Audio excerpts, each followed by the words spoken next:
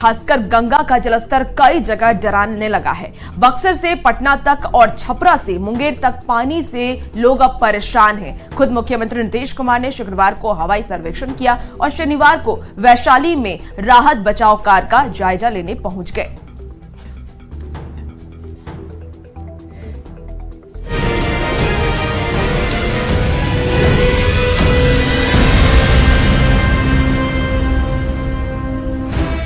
कहीं सड़क पर पानी तो कहीं घरों में पानी, कहीं फसलें बर्बाद हो गईं तो कहीं बाढ़ से बचने के लिए छत का ही सहारा बचा।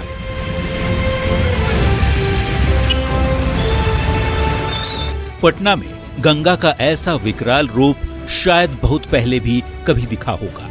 अटल पथ से लेकर सोनपुर तक गंगा का पानी दिख रहा है।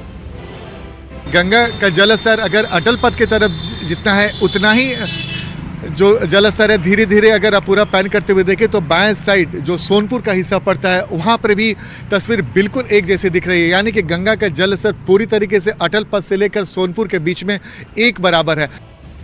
बात सिर्फ नदी, सड़क और घर तक ही सीमित नहीं है। दानापुर के नकटा दियारा इलाके में लोगों के घर तो डूबे ही हैं। इलाज के लिए इकलौता सहारा अस्पताल भी बाढ़ में तबाह हो गया है। और ये जो हम आपको तस्वीरें दिखा रहे हैं कि लोग कैसे यहाँ से साइकिल से या पैदल निकल रहे हैं, ये मुख्य सड़क है। ये जो आप देख रहे हैं ये मुख्य सड़क है। आए दिन जो है इससे गाड़ियां जो हैं वो 4 व्हीलर से लेकर 2 व्हीलर तमाम यहाँ से पार होती है और गुरुद्वारा तक पहुँचती है। लेकिन जरा देखिए कि कमर भर पानी जो है अभी यहाँ तक पहुँच चुका है। नदियों का जलस्तर बढ़ने से लोगों का जीवन प्रभावित हुआ है। कई जगहों पर लोगों को ऊंची जगहों पर शरण लेना पड़ा है। ऐसे में बाढ़ पीड़ितों का हाल जानने और बाढ़ से निपटने के लिए चलाए जा रहे राहत बचाव कार्य का जायजा लेने के लिए मुख्यमंत्री नीतीश कुमार अचानक हाजीपुर पहुंच गए। सीएम नीतीश कुमार ने तेरसिया दियर में पानी का भी जायजा लिया और उसके साथ ही यहाँ पे जिला प्रशासन द्वारा जो राहत शिविर और जो कैंप चलाए जा रहे हैं उस कैंप का भी उन्होंने निरीक्षण किया है। नीतीश कुमार ने सबसे पहले महात्मा गांधी सेतु से तेरसिया दियारा तक का जायजा लिया। उसके बाद सीएम का काफिला गंगा ब्रिज थाना के पास बने राहत कैंप में पहुंचा, जहां उन्होंने सामुदायिक किचन, स्वास्थ्य शिविर के साथ ही पशु शेड का निरीक्षण भी किया। माल जाल यहाँ कब से रह रहे हैं? हम लोग तो अभी आए हैं हेल करके। अच्छा। पानी हेल करके 2 कोस से आए हैं तो हम लोग यहाँ पर रह रहे हैं। क्या क्या व्यवस्था है यहाँ पर तो खान पान की व्यवस्था चल रहा है। फिलहाल बिहार के कई जिलों में बाढ़ के हालात हैं। हालांकि कई जगहों पर जलस्तर कम होना शुरू हो गया है, लेकिन लोगों की परेशानी अब भी बरकरार है। सरकार की ओर से पहुंचाए जा रहे मदद से लोगों को कितनी राहत मिलती है, ये देखने वाली बात होगी। न्यूज़ 18 के लिए पटना से आनंद अमृतराज और रवि एस नारायण के साथ ब्यूरो रिपोर्ट।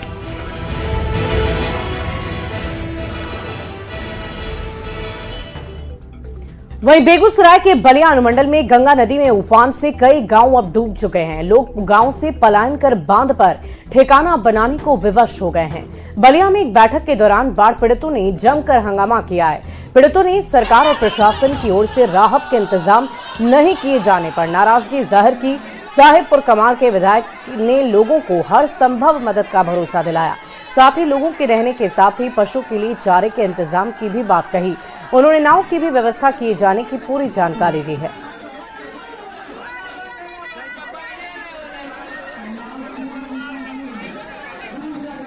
बिहार में जो बांध है, जो लोग आए हैं उन लोगों के रहने के लिए व्यवस्था किया गया, पशु के लिए चारा, और जो लोग गांव से बाहर आ गए उनके भोजन का किया गया।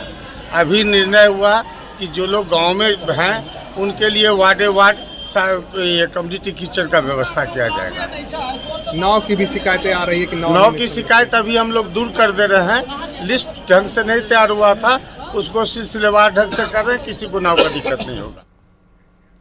न्यूज़ 18 पर खबर दिखाए जाने के बाद लगातार बाढ़ पीड़ितों को जिला प्रशासन से मदद मिल रही है और अब मरीन ड्राइव पर मेडिकल कैंप भी लगा दिए गए हैं। यहाँ पर 24 घंटे डॉक्टरों और पैरामेडिकल स्टाफ की तैनाती की गई है, जो कि बाढ़ पीड़ितों के इलाज में जुटे हुए हैं। वहीं बाढ़ पीड़ितों को सुरक्षा के लिए पुलिस कर्मियों की तैनाती भी की गई है। मेडिकल कैंप में तैनात सुरक्षा कर्मी और स्वास्थ्य कर्मी से बात की है न्यूज 18 संवाददाता रजनीश कुमार।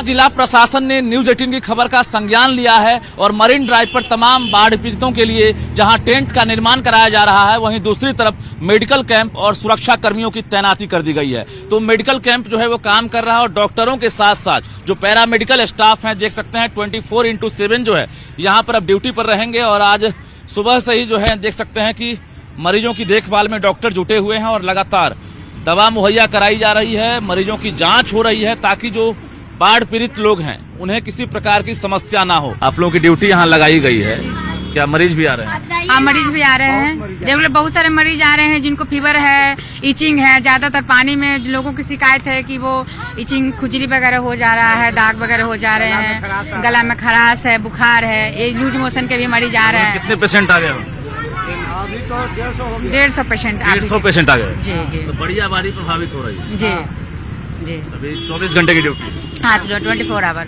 यानी अगर किसी प्रकार की समस्या है तो मरीन ड्राइव पर मेडिकल कैंप में डॉक्टर मौजूद हैं, पैरामेडिकल स्टाफ हैं और सभी का इलाज भी किया जा रहा है। तो सुरक्षा कर्मी हैं जो देख सकते हैं कि पाटलिपुत्र थाना से हैं और इनकी ड्यूटी यहाँ पर लगाई गई है और शिफ्ट वाइज 24 घंटे जो हैं ये लोग भी यहाँ पर तैनात रहेंगे। यानी ट्रैफिक की व्यवस्था हो या सुरक्षा की व्यवस्था हो या तमाम जो इंतजामात थे उसमें जिला प्रशासन जुटा हुआ है। आप लोग यहीं पर ड्यूटी पर हैं? जी जी, हम लोग यहीं पे हैं, पाटलिपुत्रा थाना से हैं और 3 शिफ्ट में ड्यूटी बांटा गया है, जिसमें 6 से लेकर के 2 बजे तक, 2 से फिर 10 बजे रात तक और 10 बजे रात से फिर सुबह 6 बजे तक हम लोग तैनात रहे। जो बाढ़ पीड़ित हैं वो अब चैन की नींद सो सकते हैं ना? हाँ, आराम से, कोई दिक्कत नहीं है। आप लोग पेट्रोलिंग भी करते हैं? जी जी जी, पेट्रोलिंग रात भर होते रहता है। सुरक्षा में आप लोग हैं तो जगह होगा आप लोगों का भी? जी सर, विधि व्यवस्था के दृष्टिकोण से हम लोग को एक्टिव रहना है, थोड़ा भीड़ बढ़ा हुआ है रोड पे, इसके लिए पूरे मरीन ड्राइव पर आप लोग? जी sir, marine drive shift wise? जी, शिफ्ट वाइज।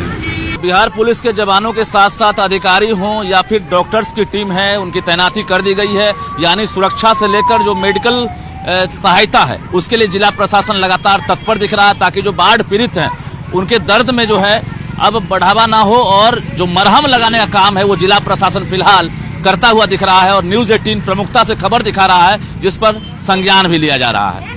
कैमरामैन दीपक के साथ रजनीश कुमार, न्यूज 18 पटना।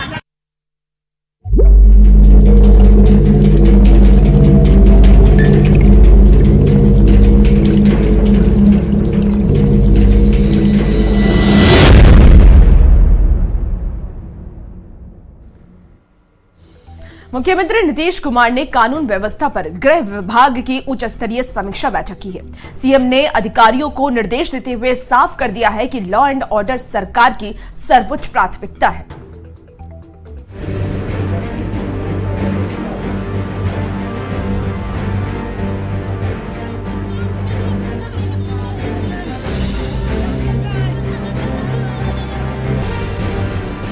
मुख्यमंत्री नीतीश कुमार ने कानून व्यवस्था पर गृह विभाग की उच्च स्तरीय समीक्षा बैठक की। सीएम ने अधिकारियों को निर्देश देते हुए साफ कर दिया कि लॉ एंड ऑर्डर सरकार की सर्वोच्च प्राथमिकता है। नवादा की घटना के बाद सीएम नीतीश कुमार एक्शन में है। सीएम ने 3 दिनों के अंदर 2 उच्च स्तरीय बैठक की। सीएम ने शनिवार को गृह विभाग की उच्च स्तरीय बैठक की। इस दौरान मुख्यमंत्री ने अधिकारियों को साफ साफ बता दिया कि लॉ एंड ऑर्डर सरकार की सर्वोच्च प्राथमिकता है। अपराधी नियंत्रण में किसी तरह की कोताही बर्दाश्त नहीं की जाएगी और लापरवाही बरतने वाले पुलिस वालों पर सख्त कार्रवाई होगी। सीएम अधिकारियों को कुछ खास निर्देश दिए। रात्रि गश्ती और तेज करें, बड़े अधिकारी औचक निरीक्षण करें, अपराध अनुसंधान कार्य में तेजी लाएं ताकि दोषियों पर जल्द कार्रवाई हो सके। लॉ एंड ऑर्डर के लिए सख्ती से कार्रवाई करें। मुख्यमंत्री ने अधिकारियों को निर्देश दिया कि पुलिस विभाग में जो भी पद खाली हैं, उनको जल्दी से जल्दी भरा जाए ताकि पुलिस और ज्यादा मुस्तैदी से काम कर सके। न्यूज 18 के लिए पटना से शैलेंद्र कुमार की रिपोर्ट।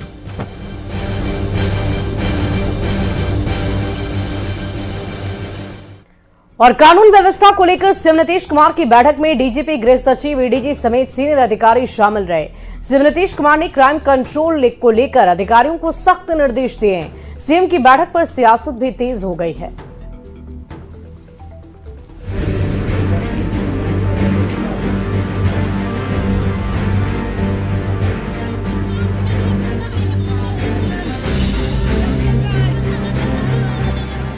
आपसे तो कोई सवाल पूछ ले आपके लोगों से तो इतने नाराज हो जाते हैं कि तो उन्हें डब्बे से 2005 के लिए माफी मांगनी चाहिए, प्रायश्चित करना चाहिए। बुधवार को नवादा की दलित बस्ती में 30 से ज्यादा घरों में दबंगों ने आग लगा दी। आग बुझ गई, लेकिन नवादा की घटना पर सियासत की आग पूरे लौ के साथ अब भी चल रही है। नवादा की घटना सामूहिक हिंसा का तांडव। नवादा की घटना के बाद पुलिस एक्शन में है और सरकार की नजर पुलिस के एक्शन पर है। नवादा की घटना के बाद स्थिति की गंभीरता को समझते हुए मुख्यमंत्री नीतीश कुमार ने राज्य के डीजीपी, गृह सचिव, एडीजी समेत वरिष्ठ अधिकारियों के साथ बैठक की और क्राइम कंट्रोल को लेकर सख्त निर्देश दिए।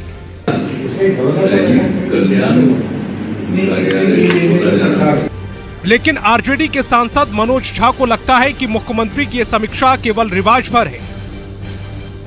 जब जागे तभी सवेरा, यह सवेरा सिर्फ रिचुअल है, एक रिवाज है। सर्वेक्षण कर लिया, हवाई सर्वेक्षण हो गई। मनोज झा नीतीश सरकार पर निशाना साधते हैं और तंज कसते हुए कहते हैं कि सवाल उठाओ तो लोग 25 साल पहले का समय गिनाने लगते हैं।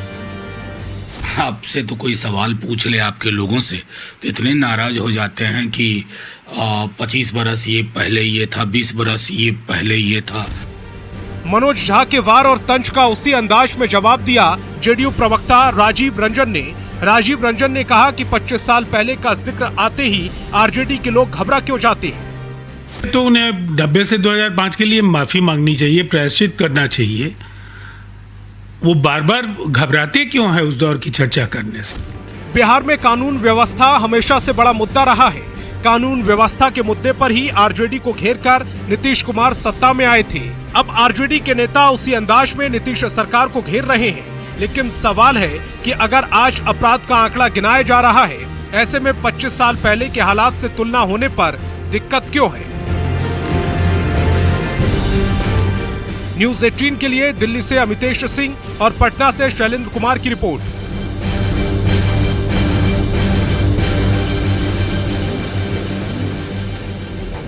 तिरुपति प्रसादम में पशुओं की चर्बी की मिलावट का विवाद अब गरमाने लगा है। केंद्रीय मंत्री गिरिराज सिंह ने इसे हिंदू धर्म के खिलाफ साजिश करार दिया है। उन्होंने सीबीआई जांच की मांग करते हुए ये कहा कि दोषियों पर सिर्फ मिलावट का केस नहीं चलना चाहिए, बल्कि फांसी की सजा मिलनी चाहिए। तो चर्बी मिलाने वाली खबर जो हमने आपको दिखाया भी था कि तिरुपति के प्रसाद में पशुओं की चर्बी, फिश ऑयल, ऐसी खबरें सामने आ रही थी। एक रिपोर्ट ने यह दावा किया था कि ये सारी मिलावट प्रसाद में पाई गई है, जिसको लेकर के मुद्दा गर्म था। और अब इस पर केंद्रीय मंत्री गिरिराज सिंह ने भी हमला बोला है। इस साजिश का सीबीआई से जांच होना चाहिए। पहली बात, सीबीआई से क्यों होनी चाहिए जांच?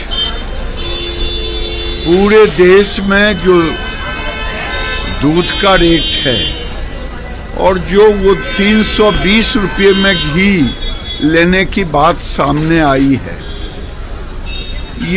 ये एक साजिश है। मैं खुद तिरुपति 2 साल पहले उस ट्रस्ट से कहा था कि दुनिया की सबसे बड़ी महिलाओं की डेयरी संस्थान है यहाँ, फार्मर प्रोड्यूसर कंपनी, उससे घी लीजिए, लेकिन नहीं लिया। और मैं तो कहता हूँ कि इसमें केवल मिलावटी का केस नहीं हो, बल्कि हत्या, फांसी, जितनी बड़ी से बड़ी सजा हो, जांच में जो दोषी पाए जाएं उनके ऊपर ये मुकदमा दर्ज। और जेडीयू लगातार संगठन में फेरबदल करने में जुटा हुआ है और इसी कड़ी में जेडीयू ने नई राज्य कार्यकारिणी की घोषणा कर दी है और इस कार्यकारिणी में 118 लोगों को जगह दी गई, जिसमें मुख्यमंत्री से लेकर राष्ट्रीय कार्यकारी अध्यक्ष संजय झा, केंद्रीय मंत्री ललन सिंह, प्रदेश अध्यक्ष सहित जेडीयू के कई वरिष्ठ नेताओं को शामिल किया गया। पिछली बार राज्य कार्यकारिणी में 179 सदस्य बनाए गए थे, लेकिन इस बार 118 लोगों को ही जगह मिली है। माना जा रहा है कि पार्टी की राज्य कार्यकारिणी विधानसभा चुनाव में बहुत ही महत्वपूर्ण रोल अदा करेगी। चुनाव से पहले जेडीयू को मजबूत करने में इसकी अहम भूमिका होगी। माननीय मुख्यमंत्री नीतीश कुमार जी के नेतृत्व में, मार्गदर्शन में हम लोग ने जो जितने भी राज्य कार्यकारिणी के जो भी सदस्य को बनाया गया, सब लोग चाहे राज्य कार्यकारिणी या पदाधिकारी, सब लोग उनके नेतृत्व में बेहतर से बेहतर, अच्छा से अच्छा संगठन को मजबूती करने के लिए काम हम लोग करेंगे। जनता दल यूनाइटेड के एक एक सिपाही पार्टी के मजबूती के लिए, पार्टी को धारदार बनाने के लिए, जो हमारी पार्टी का मिशन है और जो 225 जो हमारा लक्ष्य है, उसमें जो चुनौतियां हैं उसको फतह करने के लिए सब लोग एक एक लोग अपने नेता के हाथ को मजबूत करेंगे। प्रधानमंत्री नरेंद्र मोदी के जन्म दिवस पर बीजेपी सेवा पखवाड़ा के रूप में मना रही है और सेवा पखवाड़ा कार्यक्रम के तहत पटना सिटी के मेदिनीगंज स्थित प्राथमिक विद्यालय उदरमानपुर में पुस्तक वितरण समारोह, स्वच्छता अभियान और वृक्षारोपण कार्यक्रम का आयोजन किया गया। इस मौके पर विधानसभा अध्यक्ष नंद किशोर यादव, पटना साहिब सांसद रविशंकर प्रसाद समेत सैकड़ों की संख्या में बीजेपी कार्यकर्ताओं ने स्कूल परिसर और आसपास के इलाकों में विशेष साफ सफाई अभियान चलाया। इस दौरान सांसद रविशंकर प्रसाद ने 2047 तक भारत को विकसित राष्ट्र बनाए जाने का संकल्प दोहराया। वो तो दिवाली में मनाते हैं सरहद पर किसानों के, नौजवानों के साथ। अभी जैसे 17 तारीख को वो थे उड़ीसा में। तो क्या संकल्प ले रहे हैं आज आप लोग? कोई संकल्प नहीं, सेवा, स्वच्छता, हरियाली, बस यही मोदी जी का सपना है। 47 तक विकसित भारत। आप सब जानते हैं 17 सितंबर को माननीय प्रधानमंत्री जी का जन्मदिन है, तो हम लोगों ने पार्टी ने हमारे तय किया है कि 17 सितंबर से 2 अक्टूबर तक हम सेवा पखवाड़ा के रूप में मनाएंगे और अलग अलग प्रकार के सेवा के कार्य 15 दिन में किए जाएंगे। रक्तदान शिविर लगाए गए हैं। आज आपने देखा कि स्वच्छता अभियान और बच्चों के बीच में बैग वितरण का काम हो रहा है, वृक्षारोपण का भी काम हो रहा है। और इसी के साथ रुकेंगे एक छोटे से ब्रेक के लिए, जल्द हाजिर होते हैं।